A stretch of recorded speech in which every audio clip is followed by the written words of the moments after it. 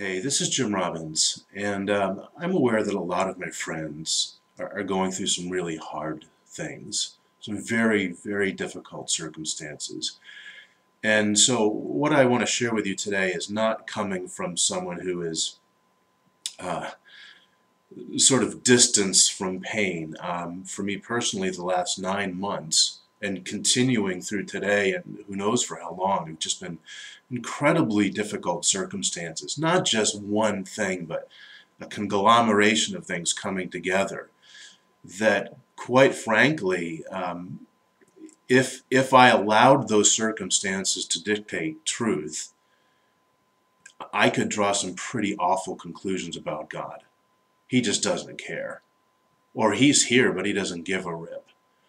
Or I'm an idiot. Or there's something I'm doing wrong. Or any number of conclusions that we could draw that aren't helpful and aren't true. But what we're experiencing is deeply painful for many of us that I'm aware of. So I wanted to share something that I hope will be helpful for you. It comes from a book called The Heart and the Fist. Let me get that turned around. The Heart and the Fist is by Eric Greitens. And he is a former Navy SEAL. And it's not your typical Navy SEAL book that is sort of a, shoot 'em up kind of, we went into Afghanistan and we, trounced the enemy and so on. Some of those I enjoy reading, but this I found intriguing because it's called The Heart and the Fist, Compassion and Warrior. But before he enters the Navy SEAL training, which if you've ever read about it is probably the most brutal in all of military training, he decides to become a boxer because there was boxing in his family. I think his grandfather perhaps was a boxer. So there was something that he was needing that boxing he felt at the time was the answer to, and it taught him something. So he goes into a local gym, this kind of an old beat up gym and in a bad side of town.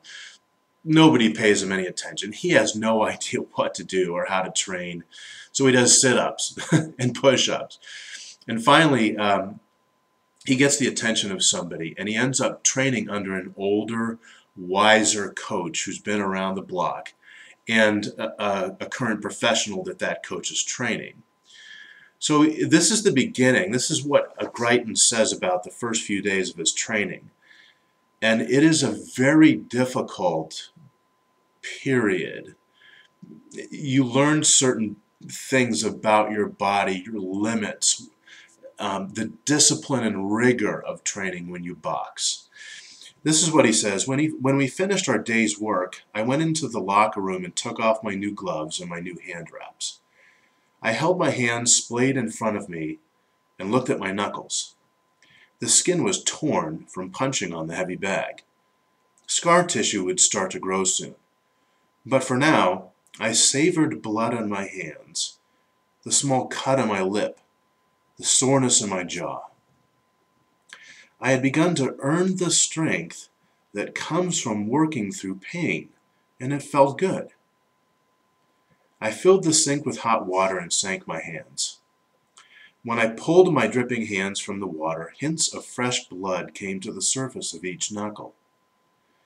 I looked in the mirror. I squeezed my jaw and my cheeks and my nose, checking for soreness. I stood there a while looking at my face. I was becoming stronger, and I liked it. And then he says why he wanted to enter the boxing ring, what he was looking for. He says, I wanted to earn something, to test myself. I knew that I needed to live through something hard and real to become better. Now, he's not talking about earning God's grace. I don't even know if he's a Christ follower, but he's not talking about earning approval or anything. He's talking about something that he knew needed to happen, an interior change, a shift. I wanted to earn something, to test myself. I knew that I needed to live through something hard and real to become better.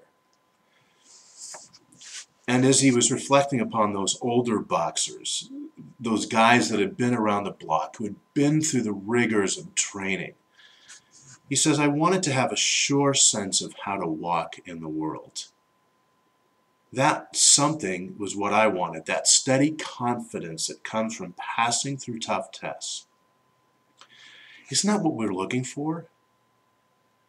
I mean, on the surface, everything is screaming, no, I don't want to be put through those things. I'm sick of what I'm going through now.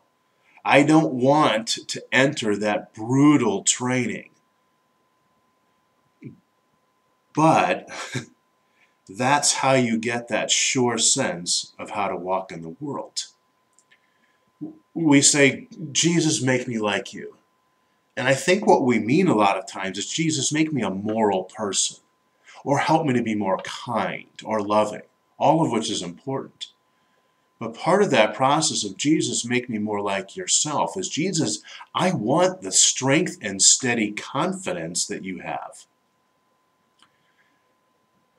And he says, okay, let's do it. And it's pretty difficult at times, and it can feel like abandonment, and can feel like cruelty. But as I've been sensing in my own journey in the last 9 months, there's been a strength that's been developing because of the pain, because of the brutality and the rigor of what I've been going through, that I'm gaining a strength that I don't think I had before, and that's what I want. I'm tired of being, thrown around like a rag doll by circumstances. I'm tired of feeling like a dog has me in his mouth and just like a chew toy. I'm sick of that. I want that kind of steady confidence and strength that comes from having beaten opponents, okay, like a boxer, from having walked through circumstances, fought through them, and gained a strength that now I can face this thing that's coming, and then that thing.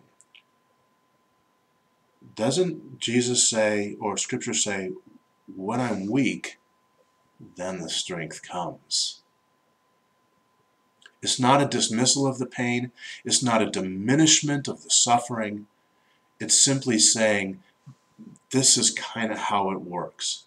If you want that strength that will allow you to feel confident and know how to walk in the world like Jesus did. He was brilliant.